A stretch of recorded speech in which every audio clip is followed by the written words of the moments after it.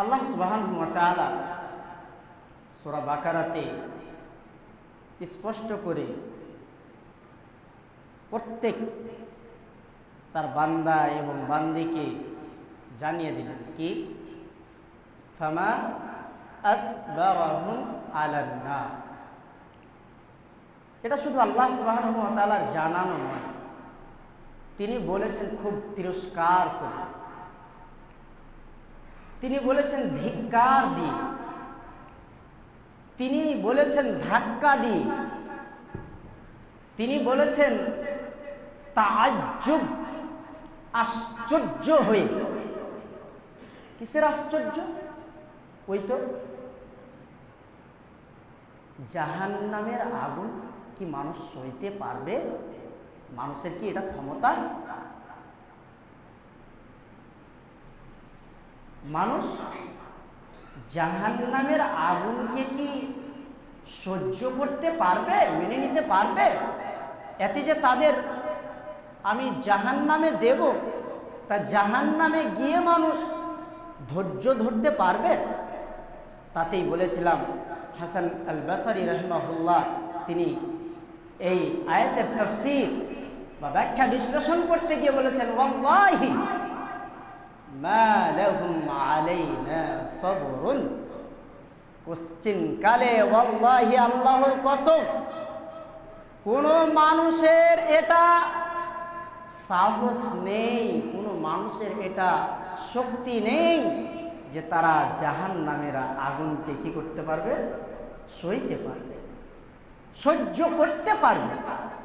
যে মানুষ বাঘ দেখলে ভয় পায়, যে মানুষ দুনিয়াবি আগুন দেখলে ভয় পায়, যে মানুষ জানতে পারে যে অমুক মাঠে একটা বড় সাপ আছে, ওই সাপের কথা শুনে যেই মানুষ মাঠে যেতে পারে না, যেই মানুষ ভূতের কথা শুনলে, বিচ্ছার কথা শুনলে, একটা হাতির কথা শুনলে, কোনো একটি হিংস্র প্রাণী, মনে করেন শের, সিংহ, এই বাঘের কথা শুনলে যে মানুষ থরথর থরথর করে কাঁপে, সেই মানুষ আবার, সেই মানুষের অন্তর আবার জাহান্নামের আগুন সহ্য করবে, জাহান্নামের আগুন সইবে? কোশ্চেন কালে আল্লাহ আশ্চর্য। কিন্তু ধৈর্য ধরতে হবে। কেন? ওই যে আপনি দুনিয়াবি জীবনে না ভালো কাজের প্রতি কখনো ধৈর্য ধরেন, নেক কাজে কখনো ধৈর্য ধরেন। আপনি যদিও নেক কাজ করার ইচ্ছা করেছিলেন, একদিন, 2 দিন, 3 দিন, 1 সপ্তাহ, 1 মাস, 1 বছর, তারপরে আপনি ছেড়ে দিয়েছেন, আপনি নিরাশ হয়ে গিয়েছেন। আপনি কি হয়েছিলেন? নিরাশ হয়ে গিয়েছিলেন। নেক কাজে আপনার ধৈর্য ছিল না। এখন আল্লাহ সুবহানাহু ওয়া তাআলা আপনাকে ধৈর্য ধরাবেন কোথায়? কোথায়? আপনাকে বাধ্য করবেন ধৈর্য ধরাতে, সেটা হলো আন্নার, জাহান্নাম, জাহান্নাম, জাহান্নাম। সম্মানিত দিনী ভাই, যুবক ভাই, যৌবনের নেশা। দেখো তো, আমি একটা হাদিস শোনাই তোমাকে, তুমি হাদিস শোনো। হাদিস শোনার পরে তুমি তোমার জীবনে ফিট করবা, আবার তোমার সামনের লোকের সাথে নিজেকে তুলনা করবা, বুঝবা জিনিসটাকে। শুধু শুনে থেকে যেও না, বোঝার চেষ্টা করি। যেহেতু আল্লাহ বিবেক দিয়েছে, জ্ঞান দিয়েছে, আল্লাহ চিন্তা ভাবনা করার জন্য তোমাকে একটা হুশ হাওয়াস দিয়েছে, একটা ব্রেন দিয়েছে, আকল দিয়েছে। সেই ব্রেনটাকে তুমি কাজে লাগাবার চেষ্টা করিও, সেই বিবেক দিয়ে একটু চিন্তা ভাবনা করিও। তুমি তো বিবেকহীন নয়, তুমি তো কোনো গরু নয়, তুমি তো কোনো জানোয়ার নয় যে তোমার কাছে বিবেক নাই, এমনটা তো নয়। তুমি ভালো মন্দের মধ্যে পার্থক্য করতে পারো না, এমনটা তো আল্লাহ সুবহানাহু ওয়া তাআলা তোমাকে বানায় না। আল্লাহ সুবহানাহু ওয়া তাআলা তোমাকে বানিয়েছে মানব জাতি করে, মানুষ জাতি করে। আর তুমি কি করে বেখেয়ালি চিন্তা ভাবনা ছাড়াই, চিন্তা ভাবনা না করেই দুনিয়ায় জীবন যাপন করছো, আফালা তাতাযাক্কারুন, আফালা তাতাযাক্কারুন, তুমি চিন্তা ভাবনা করো না কেন? আল্লাহ সুবহানাহু ওয়া তাআলা আপনাকে বলছে। ওহে যুবক, তুমি হাদিস শোনো। আর রাসূলুল্লাহ সাল্লাল্লাহু আলাইহি ওয়াসাল্লাম, মুহাম্মদ সাল্লাল্লাহু আলাইহি ওয়াসাল্লাম তিনি বলছেন, আন্নাহু ক্বালা লিজিবরিল, আমি জিবরিলের সঙ্গে মেরাজের সফরে গেলাম। মেরাজের সফরে গিয়ে মালি লা আরা মিকাইল দাহিকান কত্তু, আমি যতগুলি মানুষের সাথে আমার সাক্ষাৎ হলো, ফেরেশতাদের সাথে সাক্ষাৎ হলো, নবী রাসূলগণের সাথে সাক্ষাৎ হলো, আমি দেখলাম হে জিবরাইল তাদের মুখে হাসি আছে, তারা হাসছে, কিন্তু আমি মিকাইল একজন ফেরেশতা, তার মুখে হাসি দেখতে পেলাম না। কারণটা কি? যুবক, চিন্তা ভাবনা করার বিষয় আছে। ফেরেশতা সে জান্নাতেও যাবে না, জাহান্নামে যাবে না, তারা তো এমনি জান্নাতে, অথচ এই মিকাইল হাসে না কেন, হাসছে না কেন, তার মুখে হাসি কেন নাই? এই কথা মুহাম্মদ সাল্লাল্লাহু আলাইহি ওয়াসাল্লাম ফেরেশতা জিবরিল আলাইহিস সালাতু ওয়াস সালামকে জিজ্ঞাসা করছেন যে মিকাইলের মুখে হাসি কেন নাই? আমি যত নবী ও রাসূলগণের সাথে আলাপ করলাম, মুলাকাত করলাম, সবার মুখে হাসি দেখলাম, ফেরেশতাদের মুখে হাসি দেখলাম, কিন্তু মিকাইলের মুখে একটুকু হাসি কেন দেখতে পেলাম না? তখন জিবরিল আলাইহিস সালাতু ওয়াস সালাম বলছেন, মা যাহিকা মিকাইলু মুনযু খুলিকাতিন নার। জিবরিল আলাইহিস সালাতু ওয়াস সালাম মুহাম্মদ সাল্লাল্লাহু আলাইহি ওয়াসাল্লামকে উত্তর দিচ্ছেন, হে মুহাম্মদ সাল্লাল্লাহু আলাইহি ওয়াসাল্লাম, মিকাইল ততদিন থেকে হাসে না, মিকাইলের মুখে ততদিন থেকে হাসি নাই, মিকাইলের মুখে ততদিন থেকে কোনো আনন্দ নেই যতদিন থেকে খুলিকাতিন নার, যতদিন থেকে জাহান্নামকে তৈরি করা হয়েছে, জাহান্নামকে বানানো হয়েছে, জাহান্নামকে সৃষ্টি করা হয়েছে। সম্মানিত উপস্থিতি, ভাবা যায় একজন ফেরেশতার মুখে হাসি উড়ে গেল, হাসি শেষ হয়ে গেল, আর যুবক তোমার দিন রাত কাটে হাসি মজাকে, তোমার দিন রাত কাটে হাসি ঠাট্টাতে। কারণটা কি? তুমি চিন্তা ভাবনা করো না? তুমি কি ভাবো না? এসো, হাসান আল বসরি রাহিমাহুল্লাহ তিনার আর একটি ঘটনা তোমাদের শোনাই। তোমারই মতো যুবক, ওই যে তুমি আর তোমার সাথী, তুমি এবং তোমার সাথী কয়েকজন মিলে রাস্তার ধারে বসে মোবাইল নিয়ে কি যেন তোমরা করছো, আর এত আনন্দে আনন্দিত হচ্ছ, এত তোমাদের মুখে হাসি, আল্লাহ কি আনন্দ তোমাদের, খি খা তোমরা হেসে যাচ্ছ। ওই রকমই একজন যুবক তার সঙ্গী সাথীদের সাথে হাসছে, আনন্দ হচ্ছে, খি করে হাসছে, তোমার মতোই যুবক।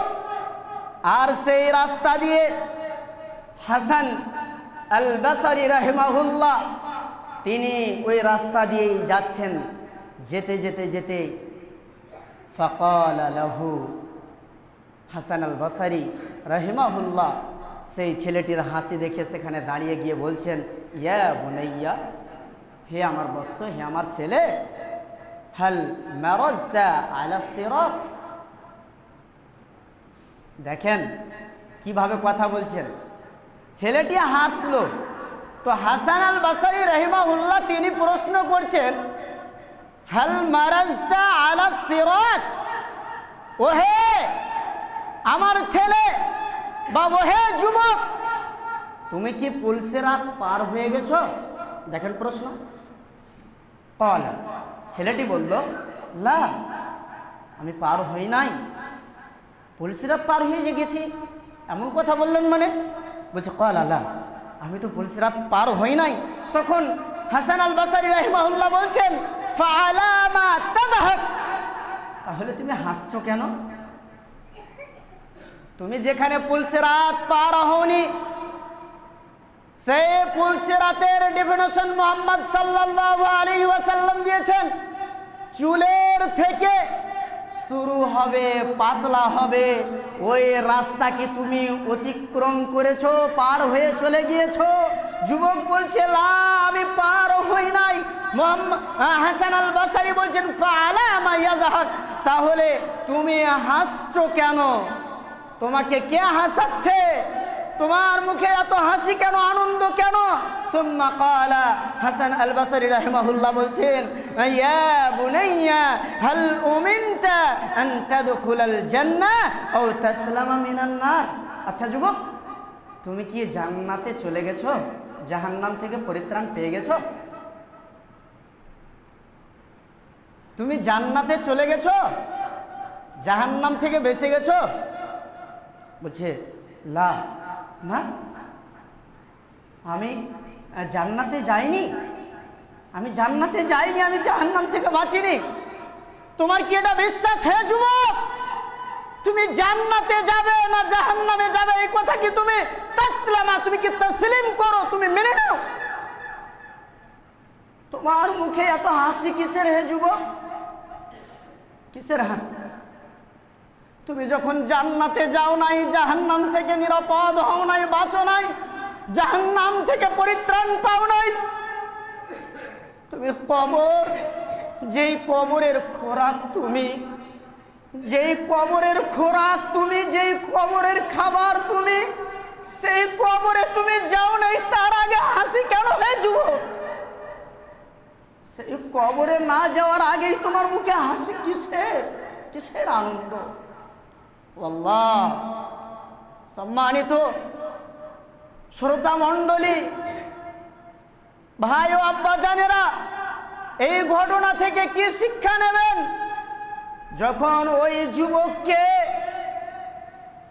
বলা হলো তুমি পুলসিরাত পার হয়ে গিয়েছো, তুমি জান্নাতে চলে গেছো, তুমি জাহান্নাম থেকে নিরাপদ হয়ে গিয়েছো, জাহান্নাম থেকে বেঁচে গেছো, বলছে লা, আমি জান্নাতে যাই নাই, আমি পুলসিরাত পার হই নাই, আবার আমি জাহান্নাম থেকে নিরাপদ হই নাই, বাঁচি নাই, এখনো সব সামনে পড়ে আছে।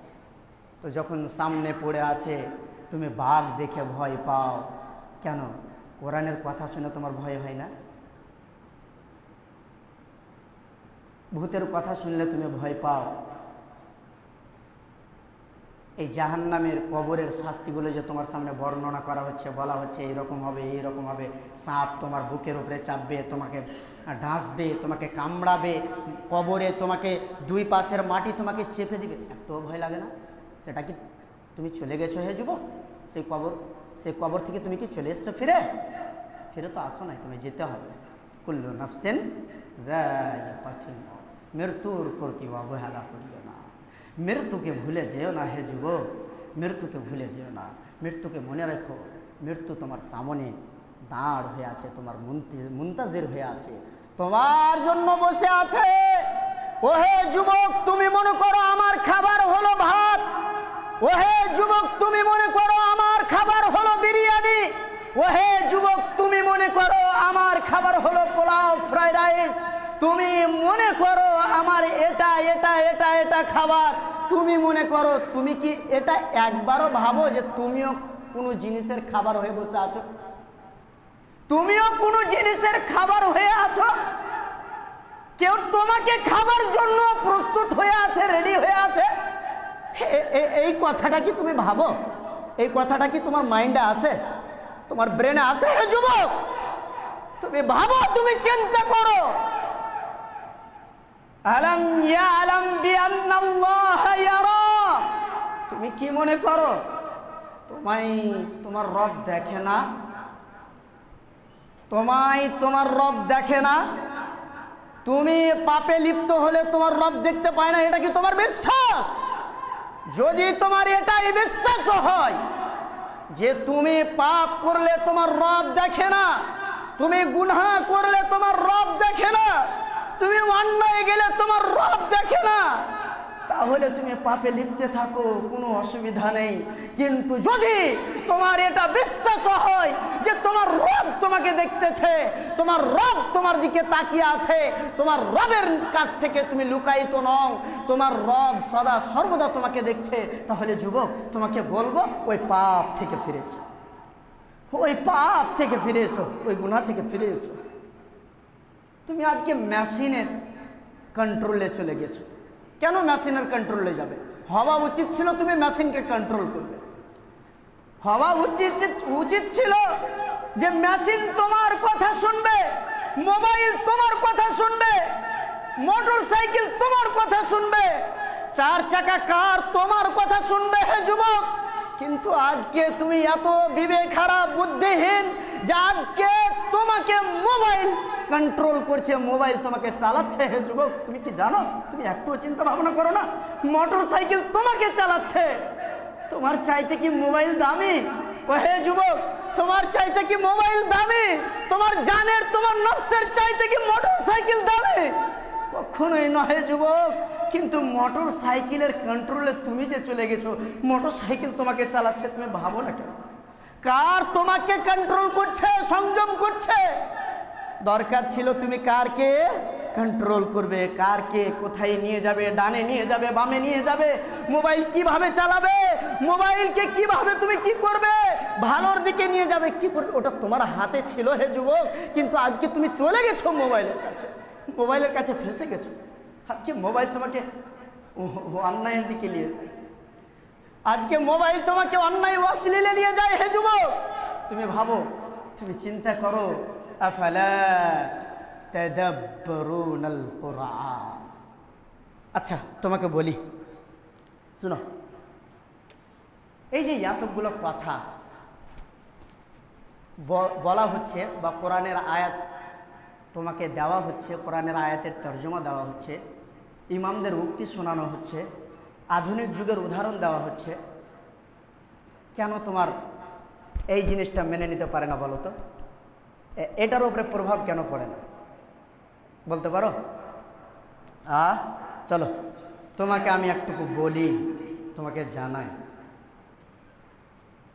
তুমি হচ্ছ অজ্ঞ, তুমি হচ্ছ মূর্খ, তুমি হচ্ছ জ্ঞানহীন।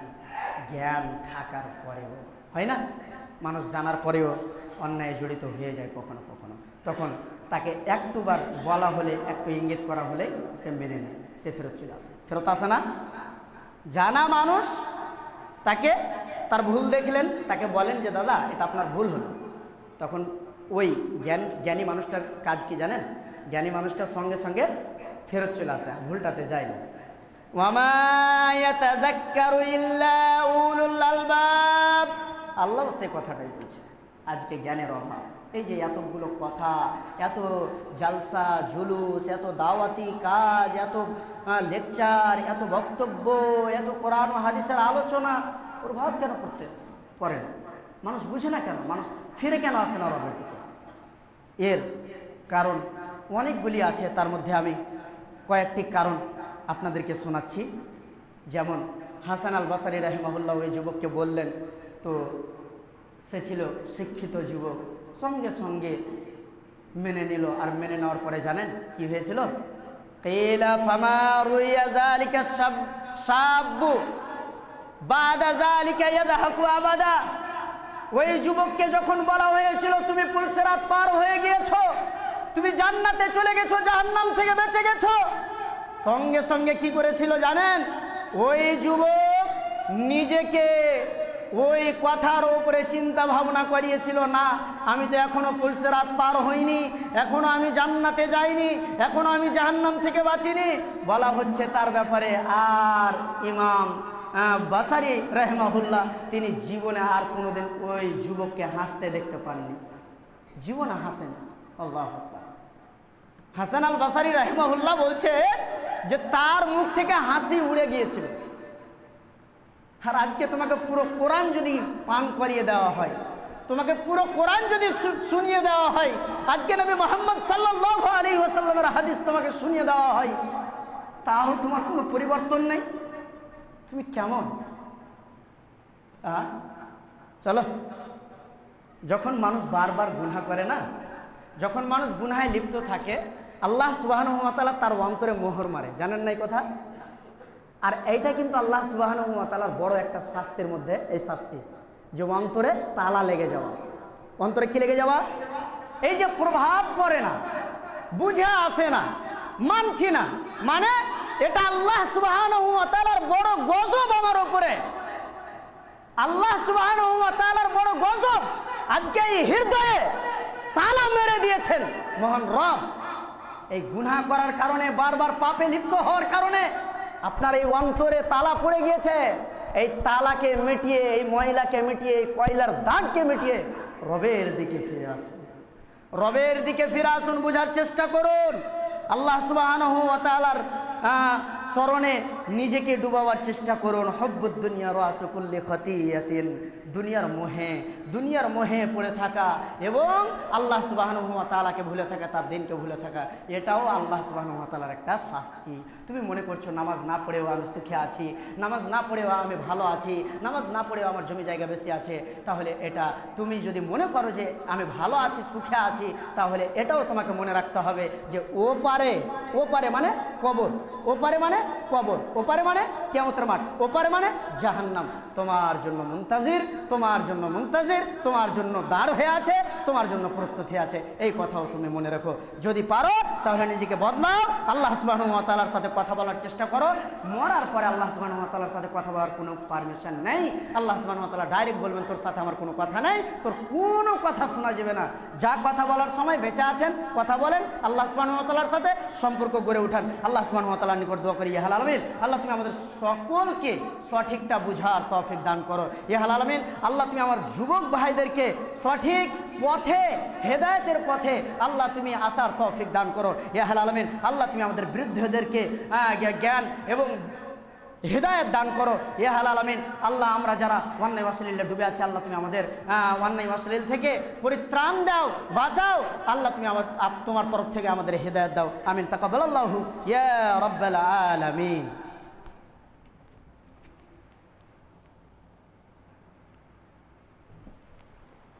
ইন্নাল হামদুলিল্লাহি ওয়াহদাহু ওয়াসসালাতু ওয়াসসালামু আলা মান লা নাবিয়্যা বা'দা, আম্মা বা'দ। আউযু বিল্লাহি সামিল আলিম মিনাশ শাইতানির রাজিম। বিসমিল্লাহির রহমানির রহিম। কুল হুয়াল্লাহু আহাদ, আল্লাহুস সামাদ, লাম ইয়ালিদ ওয়া লাম ইউলাদ ওয়া লাম ইয়াকুল লাহু কুফুওয়ান আহাদ। আল্লাহুম্মা সাল্লি আলা মুহাম্মাদিন ওয়া আলা আলি মুহাম্মাদ কামা সাল্লাইতা আলা ইব্রাহিম ওয়া আলা আলি ইব্রাহিম ইন্নাকা হামিদুম মাজিদ। আল্লাহুম্মা বারিক আলা মুহাম্মাদিন ওয়া আলা আলি মুহাম্মাদ كما باركت على إبراهيم وعلى آل إبراهيم إنك حميد مجيد. ربنا تقبل منا إنك أنت السميع العليم وتب علينا إنك أنت التواب الرحيم. سبحان ربك رب العزة عما يصفون وسلام على المرسلين والحمد لله رب العالمين والسلام عليكم ورحمة الله.